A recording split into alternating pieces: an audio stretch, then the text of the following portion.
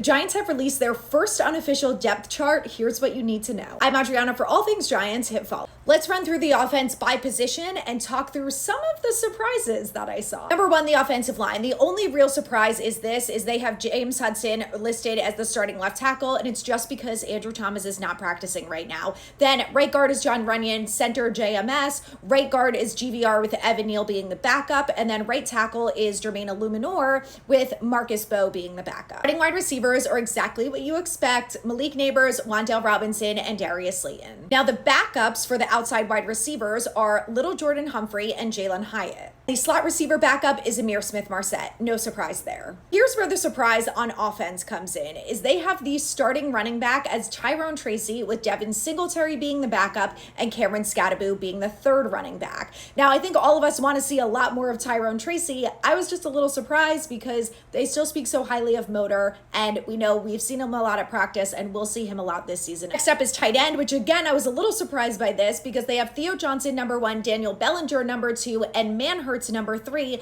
but we've seen way more of Theo Johnson and Manhurts so far during practice. Bellinger has been a bit more with the 2s and 3s. Lastly, for quarterback, there's no surprise here at all. It's Russell Wilson, Jameis Winston, Jackson Dart, and Tommy DeVito. The defense is pretty much what we expected it to be as well, with a little surprise. Start with this. So the inside linebackers are the same: Bobby O, Micah McFadden. The safeties are the same: Javon Holland, Tyler Newton. Defensive end and outside linebackers, Brian Burns, Kayvon Thibodeau. The backups are Abdul Carter, Chauncey Golston. Not a huge surprise there. It doesn't mean that we're not going to see a lot of Abdul Carter.